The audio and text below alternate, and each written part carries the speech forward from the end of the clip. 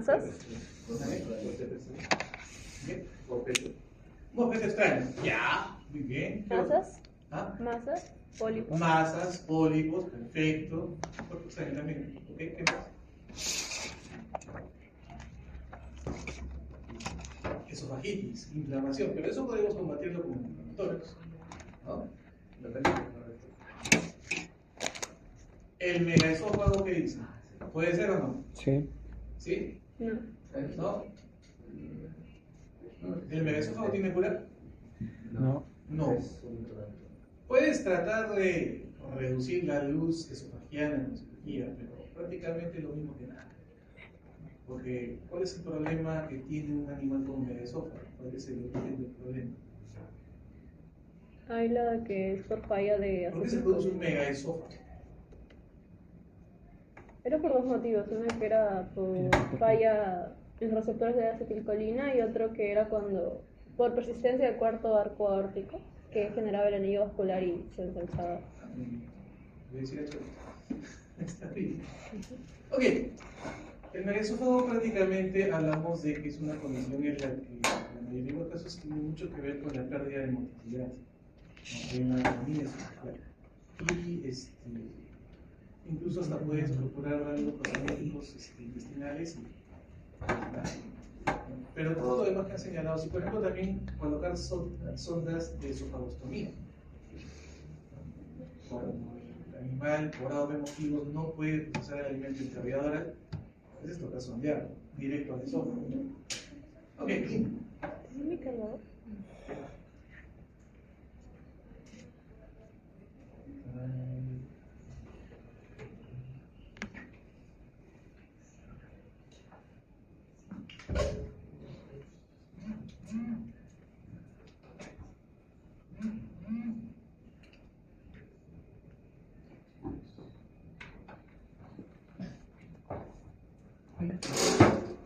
Cuidado.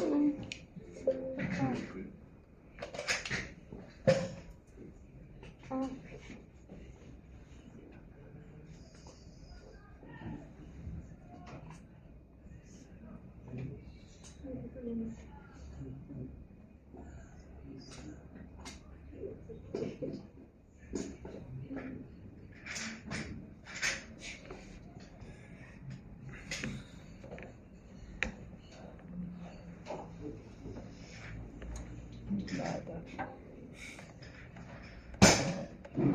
Ok, entonces, por ejemplo, ¿no? En el caso del esófago, entender lo que anatómicamente implica. El esófago es un túbulo membranoso, muscular y membranoso, ¿okay? Cuyo único propósito dentro del tracto digestivo es la comunicación cavidad oral-estómago. ¿Okay? Es un tubo de paso únicamente, mayor función a ello no cumple. Ahora, en el caso de, por ejemplo, sus regiones anatómicas, pues claro, ¿no? El esófago recorre todo lo que es cuello, hay una cervical, hay un esófago torácico y una pequeña porción de esófago abdominal. Siendo honestos, como que determinar las longitudes según la raza no es un dato muy relevante, pero basta con que identifiquemos qué características hay en el esófago cervical, en el esófago torácico y en el esófago abdominal, pues prácticamente no tenemos mucho que ver, ¿no? Si hablamos, por ejemplo, del carnívoro, el esófago inmediatamente atraviesa el hiato esofágico, ¿no? E inmediatamente comienza la digestión del estómago. Entonces, tenemos un tramo de esófago cervical, inclinado por la posición del cuello, un esófago torácico, ¿okay? Normalmente ventral a la aorta. Una vez que atraviesa el diafragma por el hiato esofágico, el tramo abdominal es bastante corto, ya que desde ahí luego viene de cosa, la dilatación del tracto conducido al estómago. Ahora, el tema está en cómo vamos a ubicar el esófago en el cuello, un tipo de intervención, y qué posición tiene el esófago dentro del tórax, ¿no? ¿Cuál es su forma de poder ubicado? ¿Okay? Algunas estructuras adicionales o anexas a la región del esófago cervical. Por ejemplo, en el cuello La disposición, digamos, desde la entrada dorsal correspondería a la tráquea, con los ganglios traqueales. Y el detalle está aquí, por ejemplo, de que el esófago constituye un órgano desplazado hacia la izquierda. ¿Ya? El esófago cervical es bastante fácil de poder ubicar, ya que basta con que vayamos al plano lateral izquierdo del cuello y listo, lo podemos identificar, ¿no? El corte normalmente donde se hace.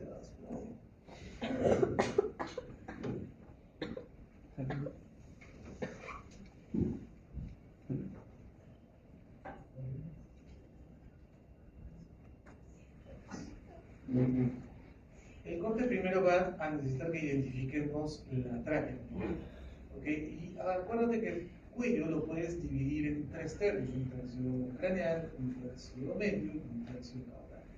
La posición o la ubicación más cómoda de trabajo corresponde al tercio medio, ya sea para una intervención directa del esófago o incluso hasta para la episiotomía. ¿Okay? Ahora, ¿con qué estructuras, digamos, delicadas deberíamos tener cuidado? Yugular. Carótida. Con la carótida, por ejemplo, que está bastante próxima. ¿Qué otra? La yugular es bastante superficial, ¿no? Esa sí la podemos identificar rápidamente, ¿no?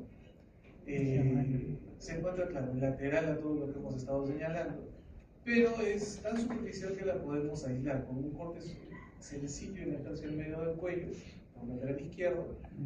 Basta desviar un poco, hacemos un poco de difusión roja, se aísla la vena yugular externa, ¿no? Profundizas en los tejidos en la fascia cervical e inmediatamente alcanzas el extremo que está aislado hacia la izquierda, ¿no? Pero también vamos a ver que hay pequeños vasos sanguíneos aledaños, con los cuales hay que tener cuidado, ¿no? Ahora, por debajo de todo esto se encuentra, como bien dicen, la arteria carótida, la carótida común, y hay una estructura también que acompaña a la carótida que es de vital cuidado, el nervio tronco vago simpático. El tronco vago simpático. Recuerda que a nivel del cuello tienes ambas vías autónomas, ¿no?, corriendo en conjunto. El nervio vago, que es el representante parasimpático del sistema autónomo, y la rama ascendente craneal de la cadena simpática. ¿Okay? Entonces, entre esos dos no es muy difícil poder ubicarlos, basta con percibirlos incluso hasta el pulso carotídeo y ya sabes que tienes que aislarlo lateralmente, ¿no? Después de todo ello, en realidad ya el esófago se muestra por sí solo, ¿no? Y resulta fácil poder interpretar. ¿Okay? Entonces, tenemos aquí la tráquea, ¿okay? Esta es la tráquea, los tramos iniciales del exobraquial. Esto es la tráquea, por acá tenemos a la glándula tiroides, músculos laríngeos, y encima de la tráquea dorsal y aplanado, el esófago es fácilmente ubicable. ¿Okay? Entonces, desde el tercio medio, ¿no?, vamos a poder ubicar de una manera muy fácil el esófago. Considera que acá, por ejemplo, han retirado el miembro anterior. O sea, aparentemente el esófago por el lado izquierdo, en el tercio caudal, es más accesible. No tanto. Recuerda que aquí todavía falta armando rompecabezas en el miembro anterior y toda una serie de músculos extrínsecos que no van a dejarte avanzar tan caudalmente.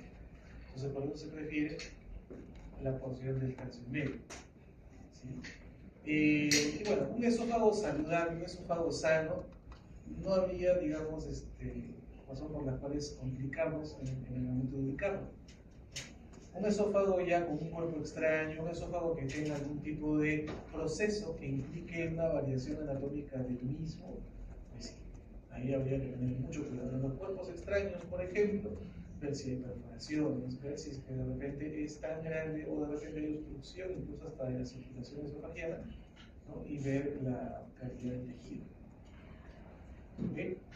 Pero por lo demás es bastante fácil ubicar el Entonces, el esófago está compuesto por 4 capas: mucosa, submucosa, muscular y adventicia. ¿Okay? Si hacemos una esofagotomía para o ya de un cuerpo extraño, en realidad todas las capas se vuelven una al momento de hacer los puntos, las suturas, ¿no? En realidad es prácticamente como operar intestino, ¿no? ¿Qué quiere decir esto? ¿Qué tipo de suturas voy a tener que utilizar en una cirugía de esófago? Cushing.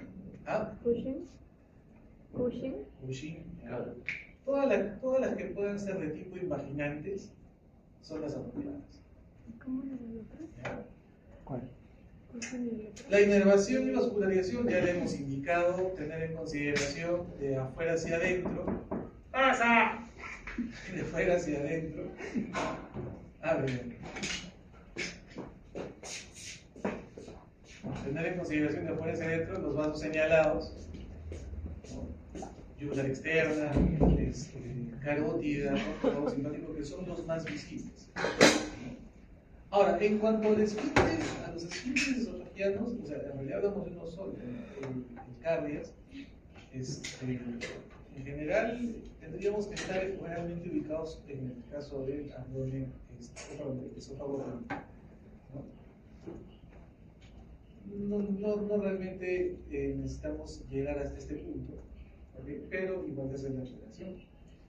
Ahora, ¿qué procedimientos pueden indicarnos, ¿no? La intervención quirúrgica del esófago? Por ejemplo, obstrucciones, perforaciones, ¿no? Sobre todo aquellos animalitos que son traídos tragando todo lo que sea lineal o huesos, ¿no? Neoplasias, ¿okay? Cualquier tipo de neoplasia, incluso estas que se producen por un parásito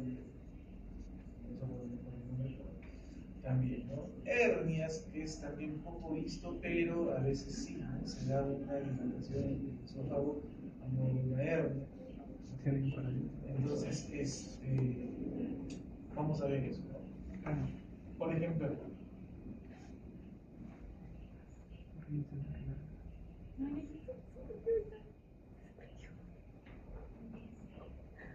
a ti, amigo. ¿No?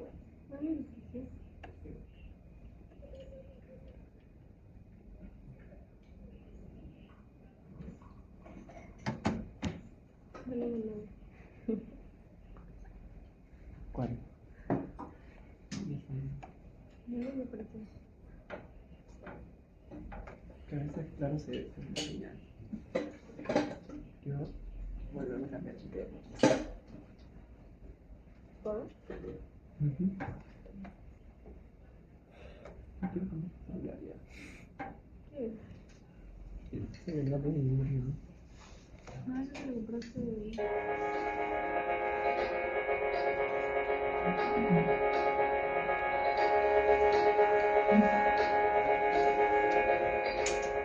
Bueno, pues hoy os vamos a hablar de Vicky, una perrita de 5 años que acudió al centro, referida por otros compañeros. En principio venía por un posible cuerpo extraño en Carina, pero cuando le hicimos las 3 proyecciones de tórax, pues nos dimos cuenta de que no se trataba de la tráquea, sino en el esófago.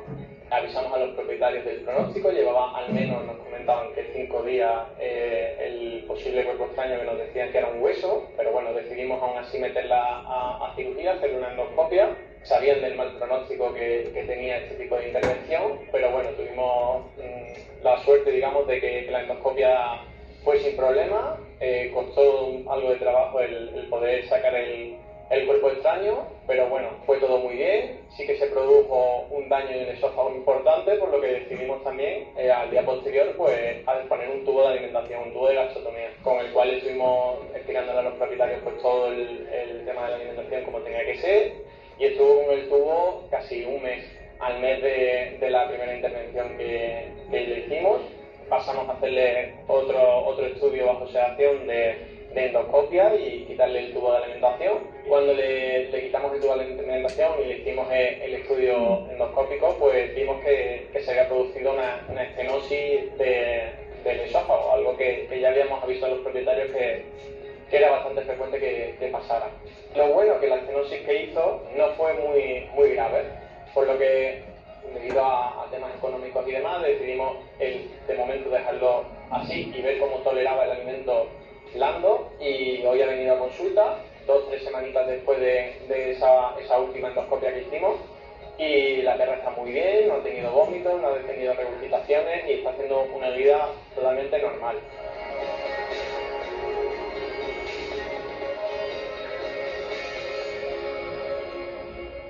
Y ya sabéis, si tenéis pues, a vuestro animal con cualquier problema parecido o cualquier otro tipo de problema, estamos abiertos 24 horas al día. Fíjense, entonces, aproximadamente 5 días es un tiempo en realidad alegre. Vamos a sí o sí haber visto algún tipo de lesión en el esófago. La estenosis esofagiana después de este tipo de intervenciones, sí es común que digamos, los tejidos se inflaman generando el estrechamiento de la esofagiana, ¿no? Un estrechamiento, una cosa es que como túbulo músculo membranoso se aplasta, no esté siendo aplastado, pero igual tiene un diámetro, tiene una luz. Entonces, cuando hay tejido inflamatorio, cuando se inflaman los tejidos, por muy aplastado que esté, también hay una reducción, ¿no? De la luz cuando puede pasar el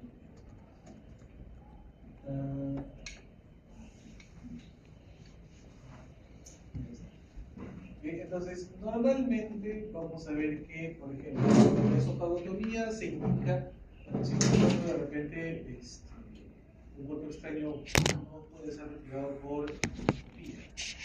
Hoy en día la endoscopía arregla bastante la vida en este tipo de casos, pero si hay incrustaciones, si hay perforaciones, ya la endoscopía es solamente un recurso visual más no definitivo.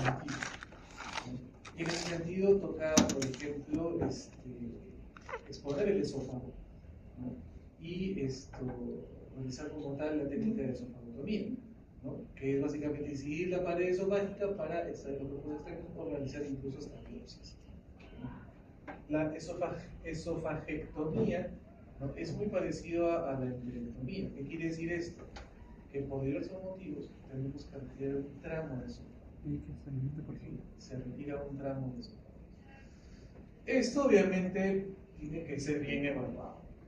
Por muy musculomembranoso que sea el esófago, por muy distensible que sea el esófago, tampoco es que podamos quitar el 50%, por ejemplo, ¿no? Entonces el tema está en que, ok, el esófago te va a aguantar un tiempo empezando a, digamos, estirarse, a elongarse, ¿no?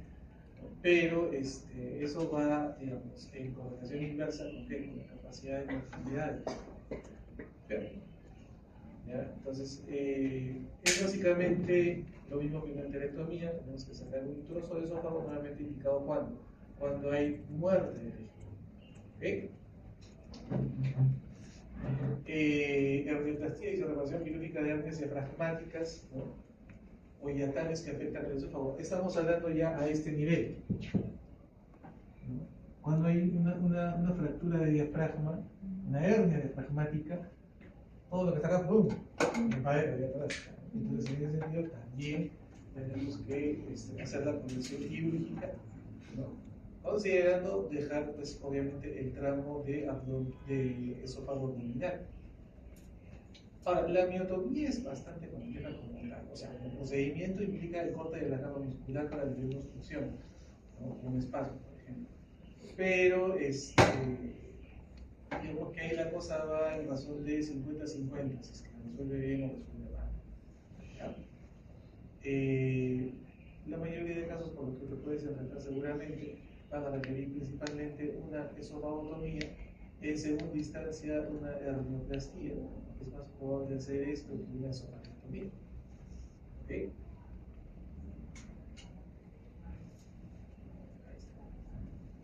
Y en cuanto a esófago, eso es todo lo que podríamos generar.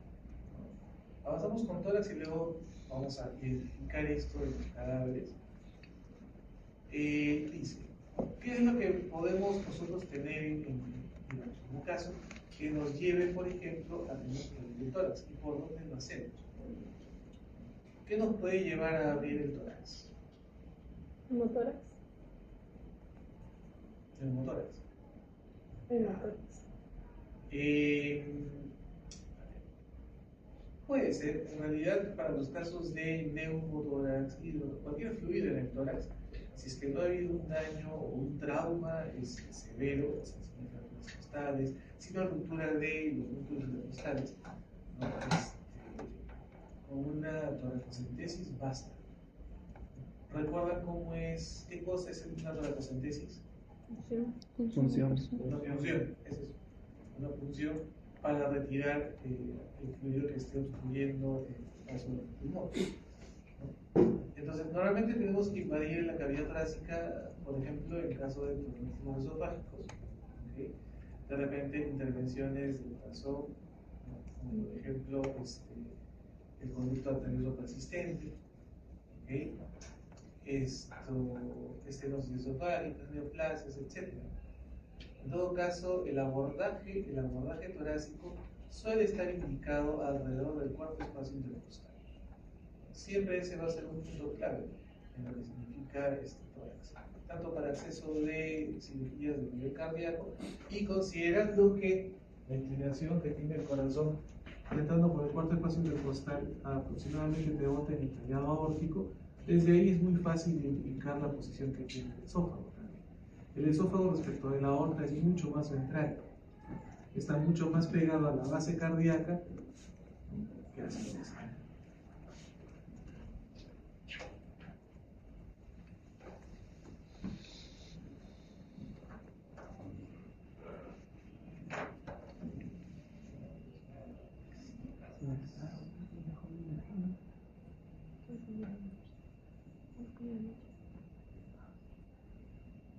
Bueno,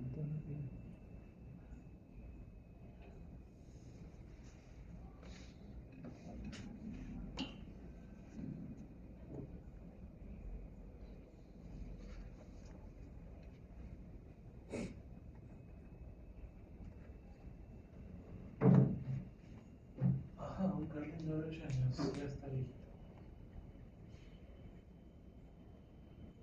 Bueno, ¿no? En las cirugías de tórax, ahí sí, lamentablemente, tenemos que romper esta regla o indicación de que lo último en tener que cortar en una cirugía es músculo, sobre todo por el espacio.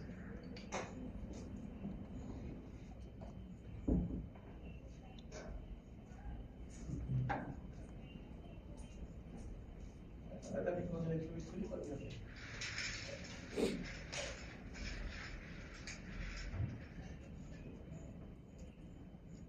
ahora, esas capas musculares, ¿las recuerdan? Los salachos. Debajo de los salachos tienen cuenta. Eso lo vamos a revisar acá nuevamente.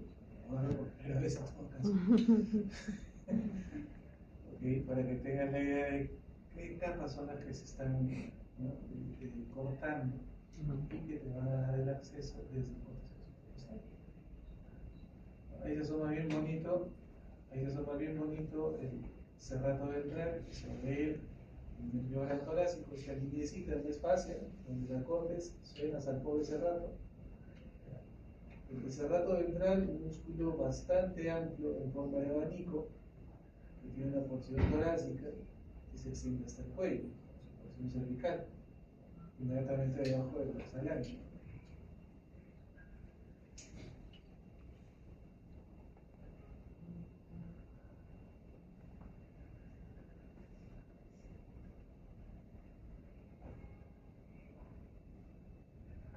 Por debajo tenemos a los escalenos. La inserción de los escalenos viene desde el cuello hacia las primeras costillas. Escaleno dorsal, obviamente más abajo está la porción ventral. Esto que está cortado es el dorsal ancho, y así vamos armando a veces.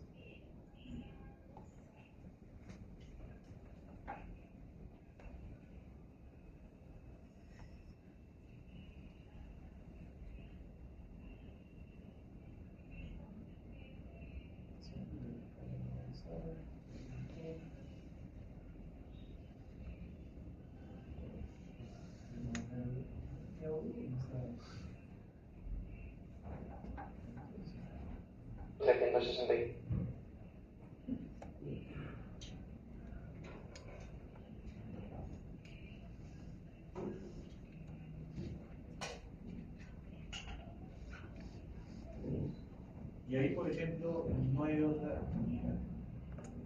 En el caso de los escalenos podemos, sí, tener que colocar su estación a nivel costal y levantar el cerrato. El cerrato sí ni de chiste lo cortas en general. O sea, en la unidad muscular. Hay mucho cuidado con el nervio torácico. La división va a ser muy precisa. ¿Okay? Entonces evitamos la lesión del mismo músculo, cortamos entre sus secciones o divisiones, y ya ahí estás abriendo campo, ¿no?, al espacio intercostal. Una vez llegado al espacio intercostal, tú puedes terminar con la relación del hueso. Recuerda que tienes dos paquetes de músculos intercostales, externos e internos.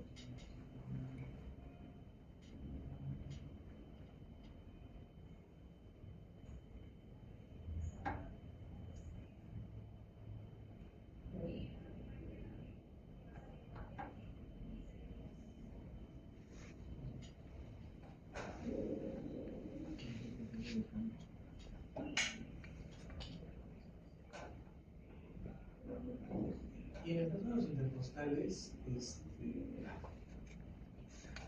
también, ¿no? No va a quedar otra que cortar las fibras de paquete muscular. Y hay un detalle, ¿no? Si te das cuenta, inicialmente el corte, o sea, no va de largo, ¿no?, abriendo los intercostales. Primero necesitas que el pulmón colapse, o sea que por diferencia de presiones, el aire atmosférico entra en la cavidad, colapsando el pulmón, eso te ayuda un montón. ¿Por qué? Porque el pulmón funciona como se encuentra, expandiéndose.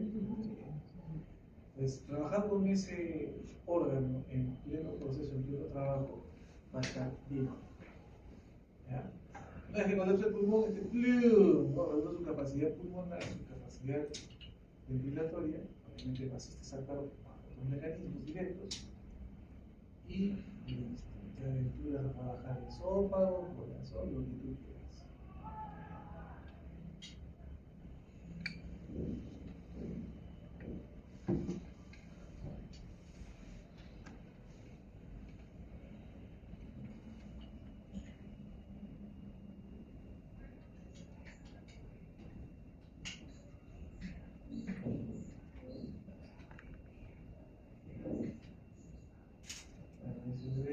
La colocación de los separadores.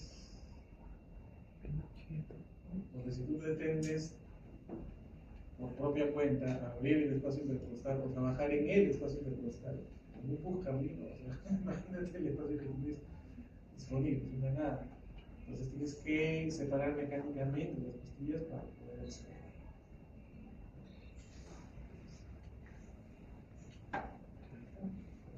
Podemos conversar a los costados, colocar el lóbulo afectado.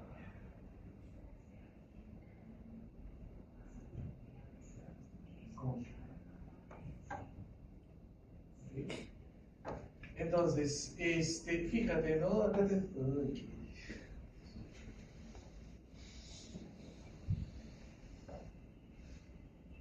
La referencia del codo siempre te va a dar la pauta hacia el espacio intercostal número 4. 1, 2, 3, 4.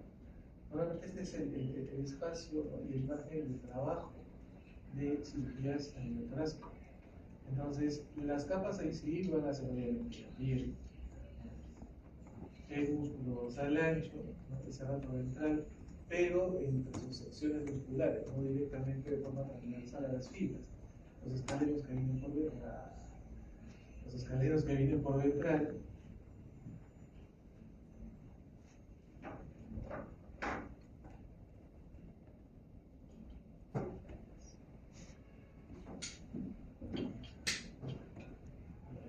pero, por ejemplo, Fosun te lo muestra muy bonito, bastante simple.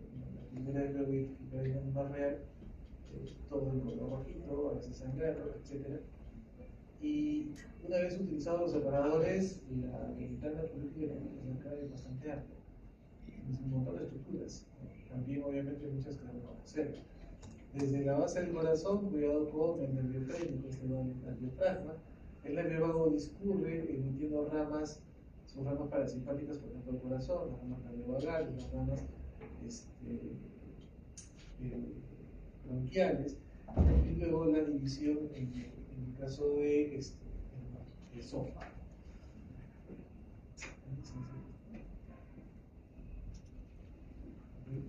Ahora, anatomía aplicada a la tracotomía, tenemos por ejemplo, recordar lo que significa el abordaje por el corte intercostal, las estructuras, la serie de capas de estructuras anatómicas a respetar, ¿no?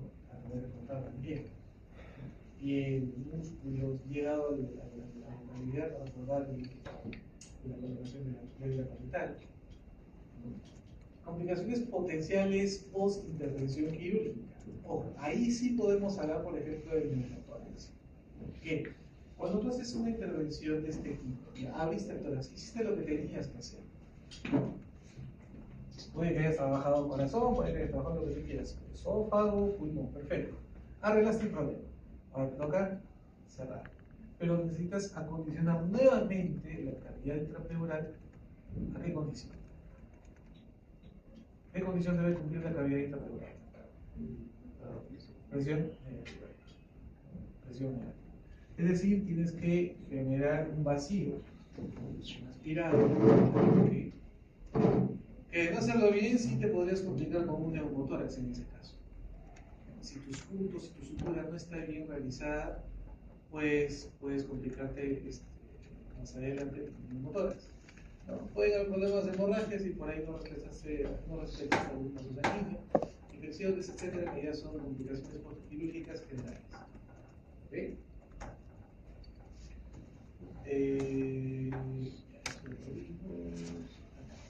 Recordar un poco de cómo se distribuyen los componentes anatómicos de la cavidad torácica. Una cosa es hacerlo con la vista izquierda.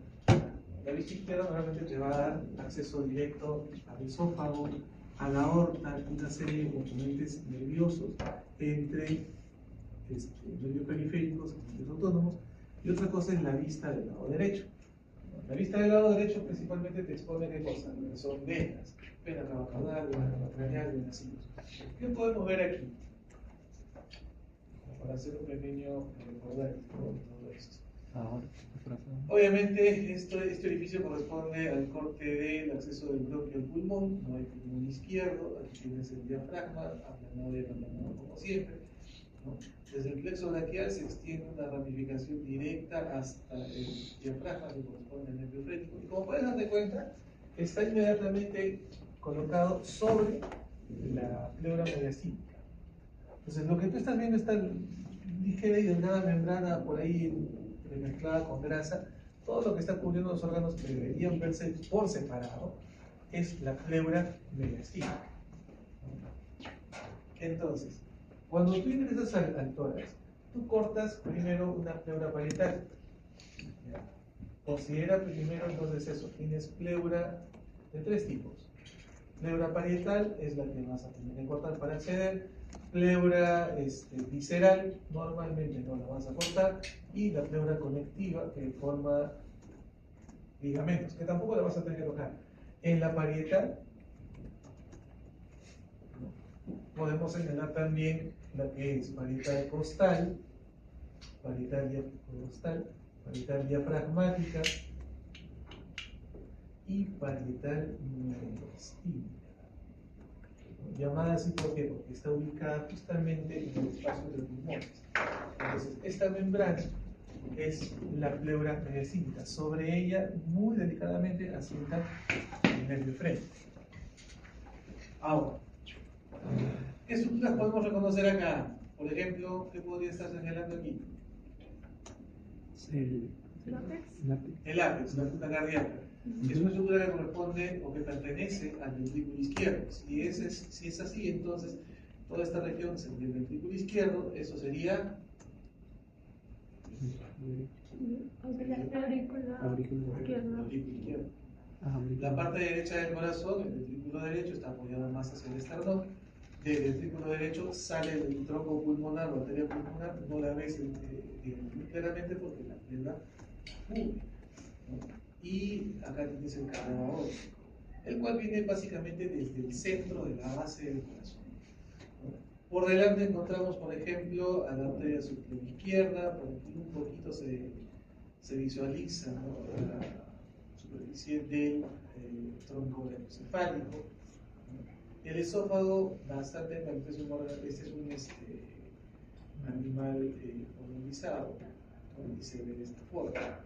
El nervio vago, que prácticamente no se ve,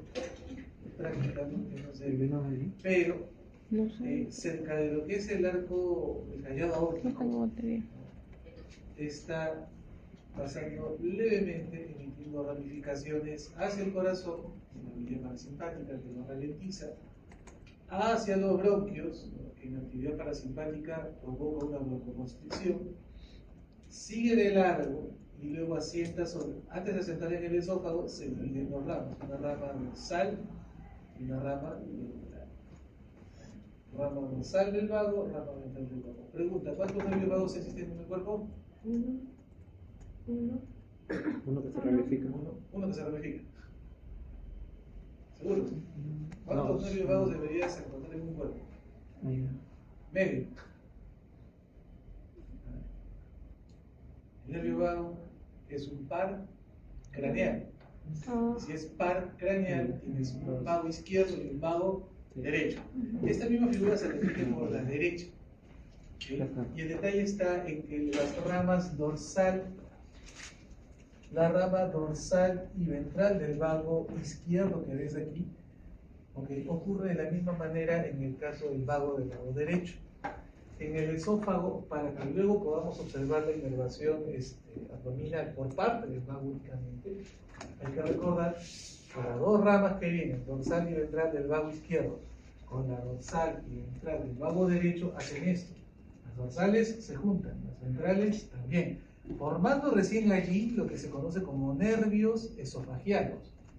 Dorsal, que perfora por acá y se va de largo, y ventral, que perfora también por acá, se va de largo, pero también evita ramificaciones hacia adentro.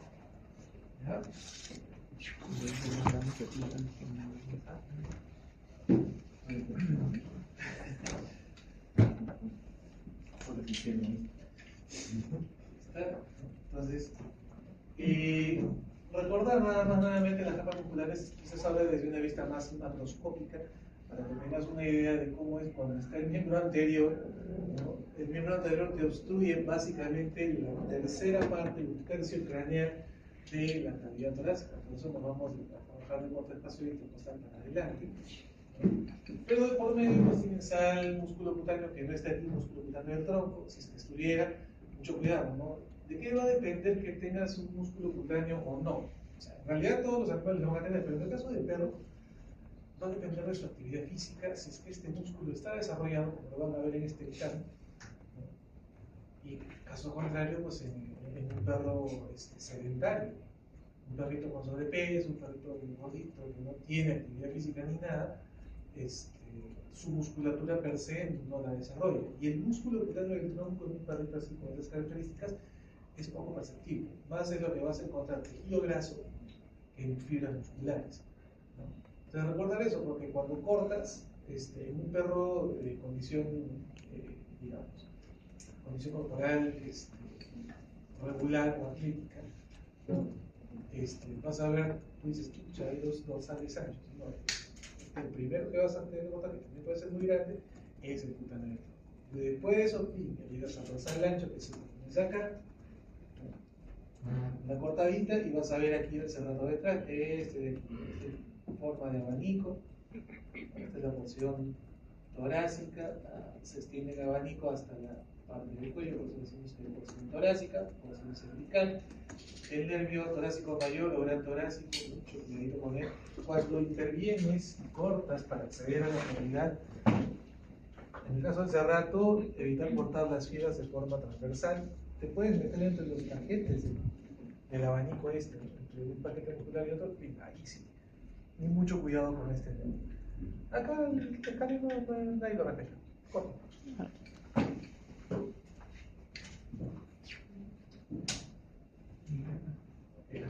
Y bueno, algunas complicaciones potenciales, hemorragias, ¿no? Sobre todo cuando accedemos por el espacio intercostal. Mucho cuidado de irte pegado a la costilla de adelante. ¿Qué? En toda costilla en toda costilla, recuerda que hay dos bordes, un borde craneal y un borde caudal. El borde caudal es el que debes de cuidar. ¿Por qué? Porque descansa en el borde caudal arteria costal, vena costal, nervio costal. Donde te vayas en el corte muy craneal y suenes una arteria y una vena, suenas en el mal.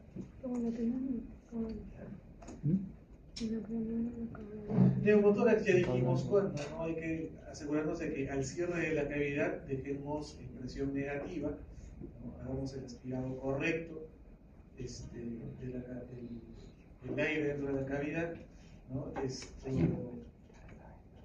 En el caso de infecciones, bueno, esto ya es en realidad más un tema de cuidado postquirúrgico. Una lesión de órgano, una lesión de repente involuntaria, cuando no recuerdas la parte anatómica. ¿Okay?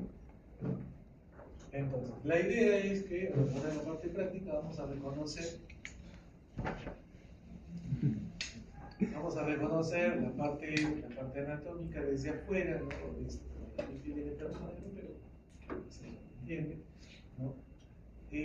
Vamos a simular un poco el corte que se debe hacer. Para esto, en realidad, esta simulación la vamos a trabajar a partir de la próxima semana. ¿Cómo? Vamos a seguir su principio. ¿Por persona? Si quieres compartir un nicho de tamaño, casi un perro. si quieres, pero ya tendrías que traerlo de soldado. O casi un perro. Profe, el cuy también hay que traerlo aspirado. De preferencia, para no complicarles el tema de la conservación, en realidad con el cuy vamos a trabajar esta semana que viene, la 8 viene en conservación, la 9 por ahí también vamos a trabajar. Entonces, con el cuy en realidad podrían simplemente trabajarlo en congelación. O sea, no habría necesidad realmente de inocular formol o hacer diluciones, salvo que quieras tú realmente conservar algo. Si es el caso, hacemos la dilución. Pero por lo demás, al principio lo puedes tener en congelación. ¿Ya?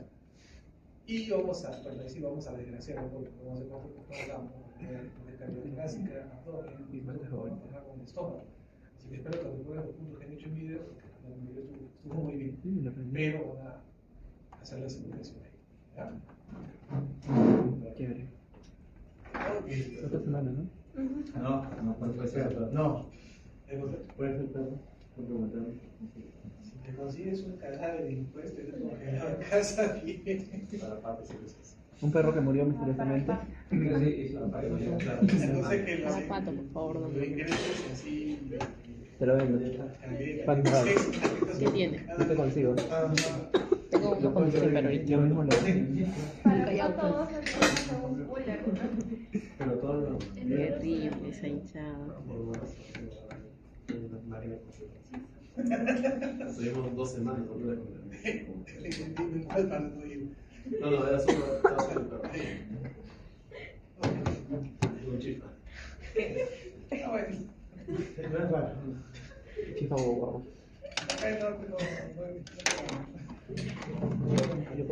Yo conozco un par de chifas. Sin comentarios. Un chino. Sin comentarios.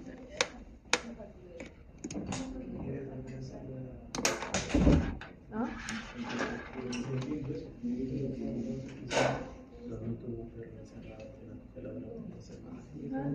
Ok, vamos entonces a la parte práctica.